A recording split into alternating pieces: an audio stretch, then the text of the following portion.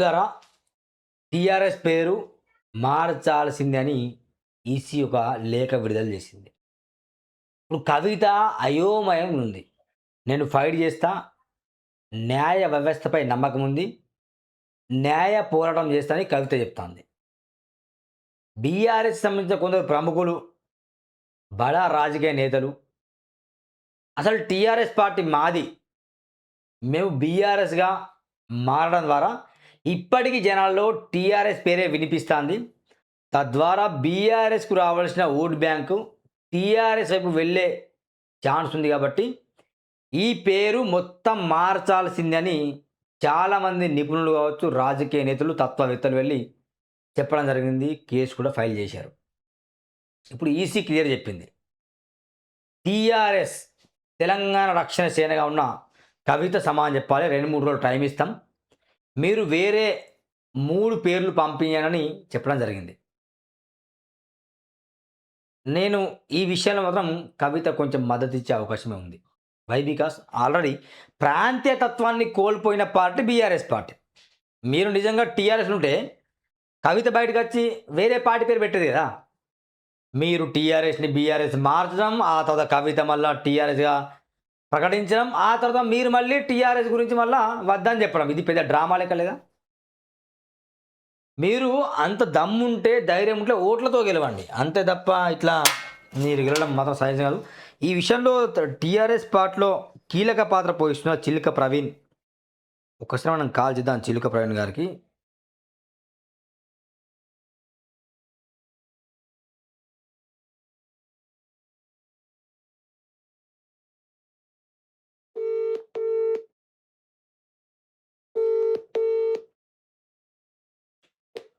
అన్న అన్న good morning అన్న.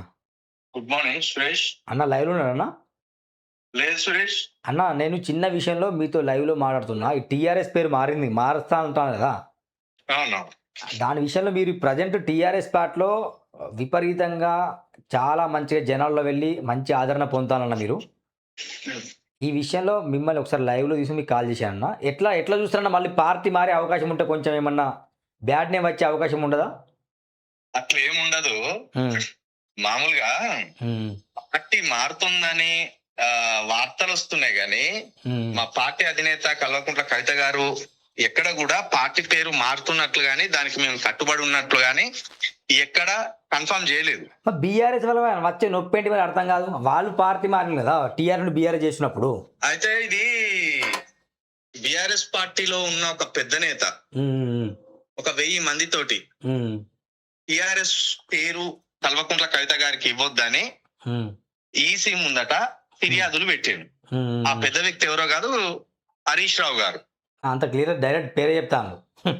హరీష్ రావు గారే ఒక 1000 మందితోటి టిఆర్ఎస్ పార్టీ ఎట్టి పరిస్థితుల్లో ఇవ్వకూడదు అని అక్కడ ఈసీ ముందు ఆయన కొన్ని ఫిర్యాదులు ఇచ్చాడు.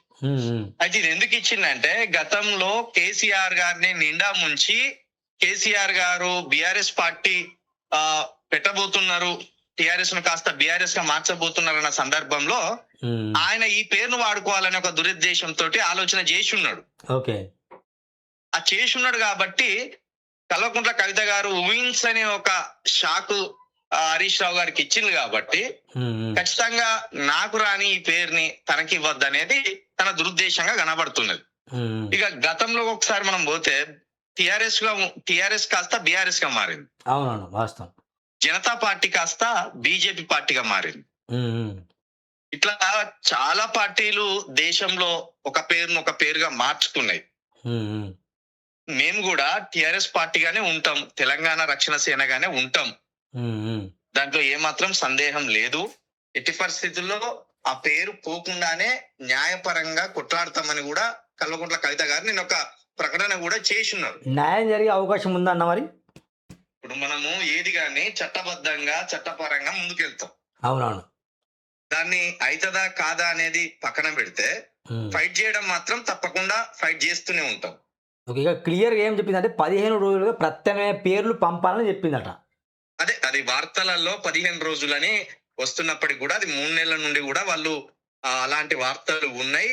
ఈసీ 3 నెలల క్రితం కూడా మీ పార్టీ పేరును మీ విధి విధానాలన్నింటినీ ఒకసారి మాకు చెప్పండి అని కూడా ఇచ్చిండు. ఇది కాకపోతే ఈ 3 రోజులుగా మళ్ళొకసారి దీన్ని పెద్ద ఎత్తున ఎందుకు చర్చ పెడుతున్నా అంటే, మొన్న ఉద్యమకారులకు సంబంధించి భూ పోరాటం ఏదైతే కవిత గారు పెద్ద ఎత్తున చేసిండ్లో, అది చేసిన విధానం ఎప్పుడైతే విజయవంతమైందో, ఆ భూ పోరాటం ప్రజలలో చర్చకు రాకుండా ఉద్యమకారుల విషయాన్ని కవిత గారు తెలంగాణ వ్యాప్తంగా చర్చకు పెట్టింది కాబట్టి, అది ఎక్కడ ఉద్యమకారులు అలర్ట్ అవుతారో, ఎక్కడ ఉద్యమకారులు కవిత గారితో కలిసి వస్తారో, ఈ భూ పోరాటం, ఇంత పెద్ద భూ పోరాటం తెలంగాణ సాధించిన తర్వాత ఎప్పుడు జరగలేదు, ఏ పార్టీ అధినేత కూడా చేయలేదు ఇంత పెద్ద ఎత్తున.